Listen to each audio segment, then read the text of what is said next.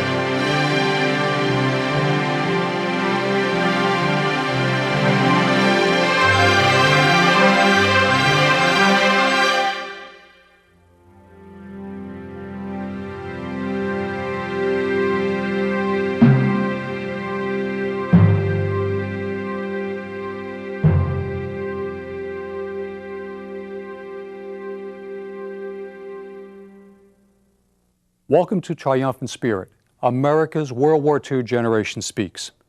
This program is a series of broadcasts featuring the stories of a generation that fought and won the Second World War. No matter how they fought the war or where, on the home front or the battlefield, each veteran featured on the program contributed valiantly to a victory that changed the 20th century. Here are their stories in their own words. They are stories of actions and deeds that not only helped shape the outcome of the war, but the very world we live in today. Throughout the summer of 1940, the German Air Force tried to gain air superiority over British forces in advance of a planned invasion of England. In the fall, the Germans expanded their campaign to include the bombing of London, first during the day and later during the night. Their objective was to demoralize the British as they watched their capital burn and terrorize them into ceasing their war against the Third Reich. Hugh McMahon, a former member of the European Parliament, lived through those times as a young child. Here to tell us about his memories and experiences during what is now called the Blitz is Professor McMahon. Hugh is currently a professor of political science at James Watt College in Greenock, Scotland. I was about 2 years and 4 months, just under 3 years of age. I lived in Ayrshire, which was not far from Glasgow. And it was very interesting that the Germans came up. They targeted all the major cities in the UK as part of their campaign, what they called the Blitzkrieg, lightning war.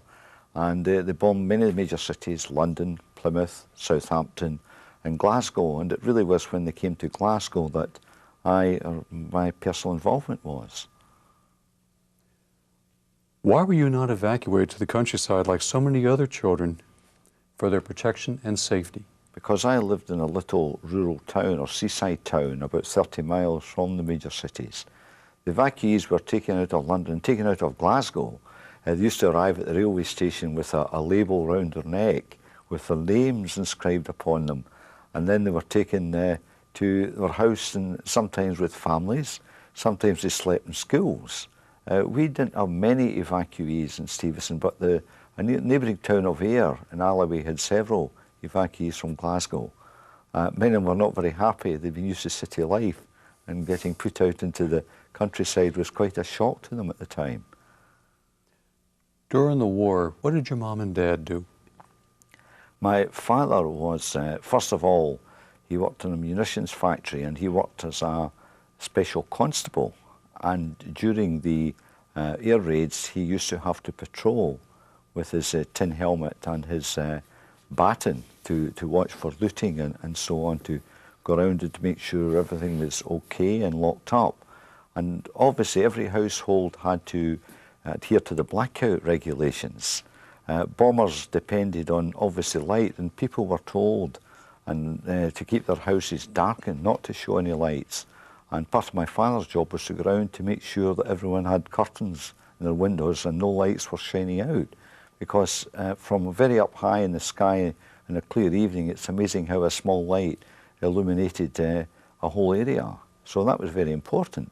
And my early recollections are of the blackout and the curtains in the school. When I went to school in 1943, many of the black curtains and blackout that we did have. The other thing I vividly remember from that is gas masks. We used to have training at school in the use of gas masks. Many people were frightened that the Germans might use gas warfare, as they did in the First World War, the Battle of Ypres. And so all the civilians in Britain were given different types of gas masks. Children were given very small ones. Indeed, they referred to Mickey and Minnie Mouse. It was the same colours, like Mickey Mouse, the red and the black. Babies had actually a mask which the baby was placed inside the gas mask. And my young brother, who was born during the war in 1943, my mother had a gas mask for the baby. And when an air raid occurred, the family had to take the gas mask with them and go to the shelter. When the sirens went off in Glasgow, what did you and your family do? We went to the air raid shelter. The air raid shelter was what was called an Anderson shelter, named after a Scots builder called Anderson. It was made of brick, red brick, and it was underground. It would probably be about 20 to 30 feet square. And you walked down a passage and a kind of trap door, and it was there, and it was locked, and you sat there during the period from the sirens, the alerts sounded, until the all clear sounded. And sometimes you would be there for a good part of the evening. Indeed, in many parts of London, people actually went down into the underground and used the tube as a place of shelter during air raids. In that air raid shelter, Hugh, how many other people were sheltered? Probably about 20 to 30 people, about 2 streets. People lived in those days very close together in streets, and all your immediate neighbours were usually in the air raid shelter, and they'd take their own personal belongings with them. It really was an old lady across the road used to have this case all the time, and everyone thought, is this her jewellery, or is it her documents? In actual fact, it turned out it was a change of underwear for herself and her husband.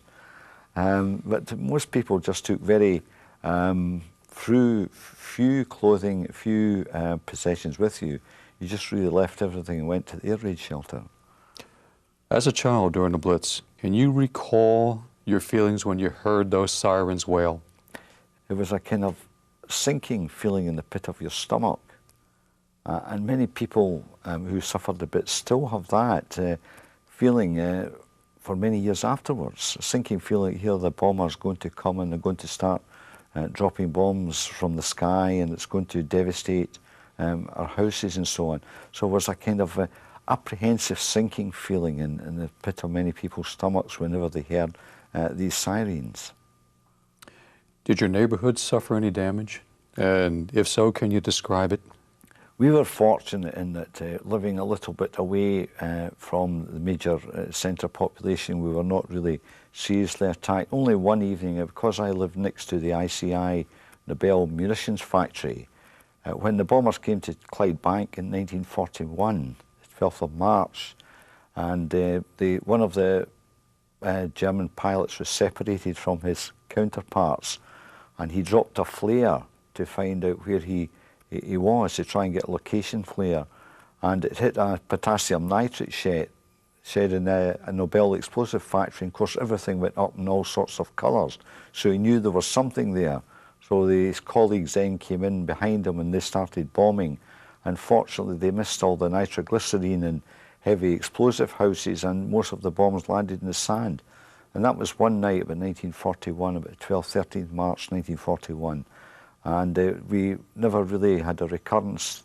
There was an aircraft barrage at what we called Hawk Hill, where the gunners started to try and pick out many of the German planes. I think they hit one of them, but none of them really were brought down.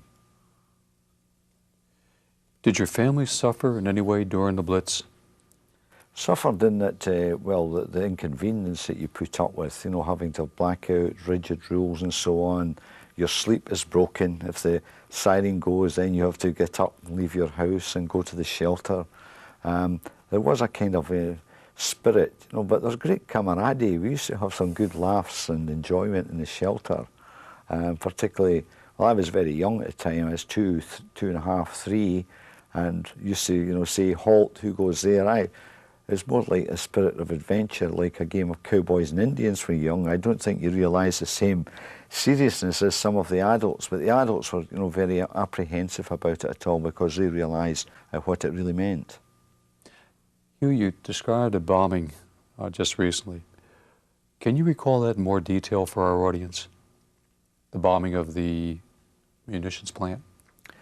Yes, they would come round in their large Junkers. There's these large big Junker bombers they had, and they would target the navigator and the bomb aimer. The bomb aimer would sit at the back of the plane. He would look down in his sights and see if they're over target, and then let the bombs go. And they came in from the sea. They tried to come in cloud.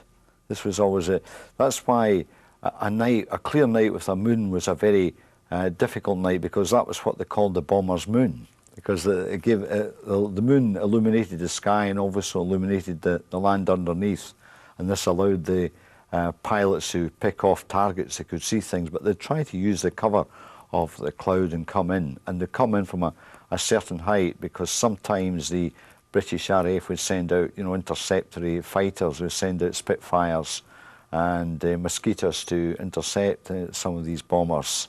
And so they usually flew in a formation. They kept a whole group of them, about 20, 30 of them all together, flew in a close V-type formation. Were the air raids a daily occurrence, and when did they come during the day, and when did you come to expect them? Usually at night. There were very little daylight bombing, very little during the day. The only odd occasion that you would have a plane during the day is if someone got lost or was in a reconnaissance mission. But generally the air raids that were the really bombing raids at night, although latterly at the end of the war, when Hitler decided on the rockets, the V bombers, these flying bombs which were targeting London and the southeast, they could be any time in the day, you know, morning or night. But generally speaking, the bombing, the Blitz, was really in the evenings and usually through the night. When Hitler launched the V-1 and the V-2 rockets against England, did he target Glasgow for any reason? No, we were fortunate. There were no V-bombers. I think the range then, the rocket ranges were smaller, and they were being fired from France just across the channel. They didn't have the same velocity in those days as they have with new modern intercontinental ballistic missiles. So it really was the southeast of England, and really was the London area. Indeed, they had an engine. Each flying bomb had an engine, and they made a very whining noise. And then the engine would cut out, and you knew then when you heard it, and then silence, it was about to fall, and then the bomb after that. What was daily life like in war-torn Glasgow? Did you go to school, and how did you get there? Yes, we went to school. It was very interesting. We went to school. It was, of course, gaslight then. We didn't have the electricity at the time, and we obviously had to be very careful going to school with the blackout. That was very important, the blackout. It was an interesting time, and the other interesting thing was many of my parents, children's parents, were away. And some of them, my father was away fighting in the war, on one of the services, and whenever someone came home, then that child was excused school for that day because his father was home on leave. I remember one very famous occasion. My primary teacher, her husband was a wing commander in the RAF, and he came in uniform to visit the school, came to see his wife. He had only a few hours leave, and he came up to visit his wife, and the children were all talking to him, and he was explaining his uniform. And this was, I only later on I discovered this had been the teacher's husband who'd called in at a very short time of leave they did have. My own father in 1943 was conscripted into the Navy, and he was away in Chatham and the south of England, and he would come home occasionally at weekends, and we would obviously be very pleased to see him. And then on a Sunday evening we would go to Kilmarnock, the railway station, with him, where he joined this what they called the ghost train, which was a train which wasn't timetabled, and met once a week and went from Glasgow right down to London picking up servicemen who were home and leave. And it was called the Ghost Train. They didn't have a schedule or a timetable because they didn't want German spies to get to know about it. What was the morale like of the British under the seemingly ceaseless bombing of the German Air Force? It really was actually very good. There was the kind of Dunkirk spirit, you know, which Winston Churchill had encouraged very much with some of his major speeches, you know, rallying the countryside. And the morale of people was remarkably good, despite if someone died in a family, someone was killed. I remember one of my cousins was killed at Arnhem during the war. Frank Durham, he was a private, he was one of the victims of the Arnhem invasion. He's only one of my family who's actually killed in the war. I had other uncles who were away, but who came back on regular occasions. And we were always very pleased to see them. And they used to bring presents with them, which is very interesting because they had rationing in Britain during the war. So food was rationed. And you ration books, which limited the number of provisions you could buy. For example, a ration book, 2 coupons, a ration book entitled to a boiled egg. So if you're a family of 4, you're entitled to about 4 eggs a week. And that for 2 ounces, and then clothes were rationed as well. That was, it was a general kind of, we're in this together, and a general sharing out of resources and food and so on. And some of the luxuries, I remember being given my first banana. An uncle of mine had been in the Navy, and he came home from Malta and he brought a banana, and I'd never really seen a banana, and fresh fruit was very short in those times. And I remember he brought bananas home for all the family, and this was a special treat, you know, to have a banana. The other thing that was very interesting was the powdered egg and spam. Many people in Britain don't like spam, particularly the older generation, because they got so much of it during the war. You know, they said, well, we want a change in our diet. And powdered egg was another, a substitute that was used in the food at that time. But it was very interesting. Petrol was rationed, and clothes too, and stockings, nylon stockings. One of the interesting things, once America came into the war, Americans seemed to have a bit more money and used to give nylon stockings, and many of the American servicemen used to woo the Scottish and the British ladies by giving them nylon stockings when they came over. Did you ever come in contact with the American troops while they were stationed in England? Not really very many of them. They were mainly based in the south, ready for the imminent invasion. The nearest we had was President Eisenhower, when Commander-in-Chief, actually had a residency in Culzean Castle in Ayrshire. Indeed, they've made it into a room, the Eisenhower room today, and he was based there. So there were Americans in the Ayrshire area, and some of them were actually training on the hills in Fairlie Moor, but we never had many major big detachments like they had in the south of England. You mentioned clothing that was being rationed, clothing that was being worn. What was a siren suit, and can you describe it? Yes, a siren suit was almost like one of these jump suits or a ski suit that you have today. It was made of clothes, and it very tight cloth, and you zipped up, and it had a hood over the top. Winston Churchill wore one virtually throughout the whole war, and it was called a siren suit because that's what you put on to keep warm when you went to the air raid. Some people, a siren suit, when the siren was sound, then you put on this special siren suit. And that was the name of the siren suit. And it was a type of hooded jacket, almost like a dressing gown, but hooded and quite tight and zipped up. Made for all ages? Made for all ages. Made for all ages, yes. Who were the air raid wardens, and what were their jobs?